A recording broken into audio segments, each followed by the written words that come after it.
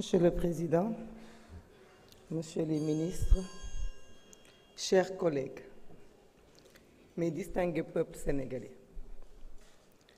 je me tiens ici devant le monde pour prendre la parole, une parole qui m'a été donnée par des martyrs qui se sont battus pour qu'aujourd'hui je puisse parler à leur nom. Je voudrais solennellement tenir une minute de silence, malgré la préciosité des minutes qui nous sont comptées.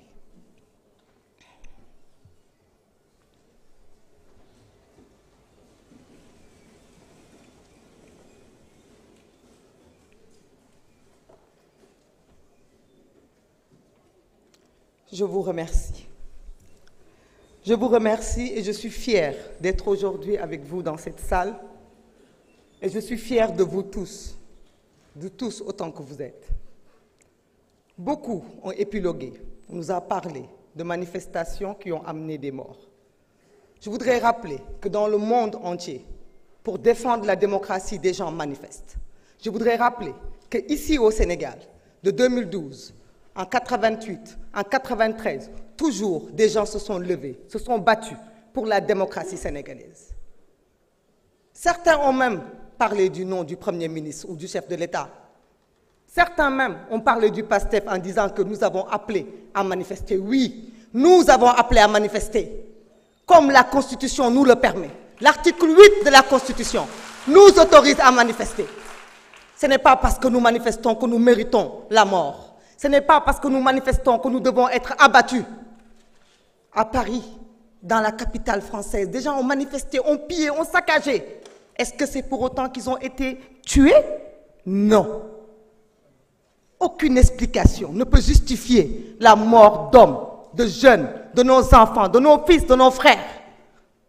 La honte voudrait que ceux qui se sont tués, se sont terrés, se sont cachés pendant qu'on tuait nos frères, la décence voudrait que cela se taise aujourd'hui. Se taire au plus loin, n'ose pas porter la parole. Mais nous sommes en démocratie. C'est la démocratie qui permet aux uns et aux autres de parler. Cette chère démocratie pour laquelle nos jeunes se sont battus. Cette chère démocratie pour laquelle des gens ont perdu la vie. Nous comptons les morts que nous avons trouvés enterrés. Rappelons-nous aussi de ceux-là qui ont fui pour ne pas mourir. Qu'est devenu Papito Kara? Avec d'autres dizaines de jeunes comme lui qui se sont échappés à travers la mer et qui ne sont jamais arrivés.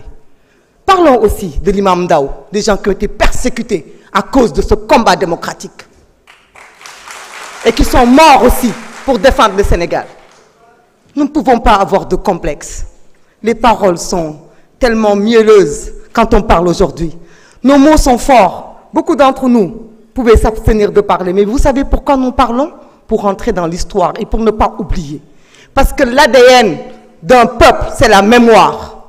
Tant que nous nous souviendrons, personne ne pourra oublier. Tant que l'oubli ne nous guette pas, nous pourrons apprendre du passé. Certains nous disent l'amnistie. Vous avez pris ce qui est bon. Oui, nous avons pris ce qui est bon de cette amnistie. Parce que ce qui est bon, c'est le choix du peuple sénégalais, souverain. Un peuple ne se trompe pas. On ne peut pas jeter l'amnistie. Parce que jeter l'amnistie, c'est revenir sur la décision du peuple souverain d'avoir élu le président Bassirou Diomaye Faye, emprisonné arbitrairement. Et ça, nous ne le ferons pas, par respect au peuple sénégalais, qui a voté massivement, qui nous a donné cette majorité. Par contre, nous renions tout ce qui est mauvais de cette amnistie. Ce que vous-même n'osez pas affronter. Dites-nous ici si vous êtes d'accord que les crimes de sang fassent partie de cette amnistie. Dites-nous ici si vous êtes d'accord que les tortures fassent partie de cette amnistie. Vous n'osez pas l'affirmer. Par contre, Monsieur le ministre de la Justice, nous avons confiance en vous.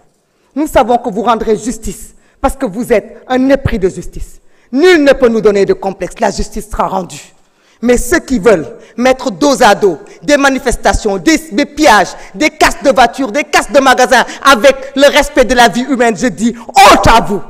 Honte à vous et nous sommes là pour vous obliger à vous souvenir et nous sommes là pour que l'oubli ne guette pas notre peuple parce que nous sommes un peuple digne et un peuple qui n'oubliera pas ce qui s'est passé de 2021 à 2024. Nous sommes ce peuple fier. Merci au peuple sénégalais. Honorable Moussa Amady Sarr, vous avez la parole. Doyen Alla Kane mën nga waajal.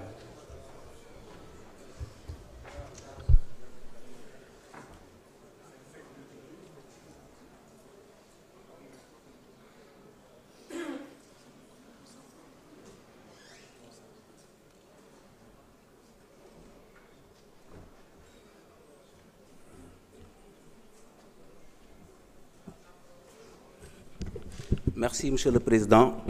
Monsieur le Président, Messieurs les ministres, chers collègues, je voudrais préciser ici qu'il n'y a pas dans cette salle des collègues qui sont contre à ce que la lumière soit faite. Je voudrais dire qu'il n'y a pas dans cette salle des collègues qui ne souhaiteraient pas que cette obscurité soit élucidée.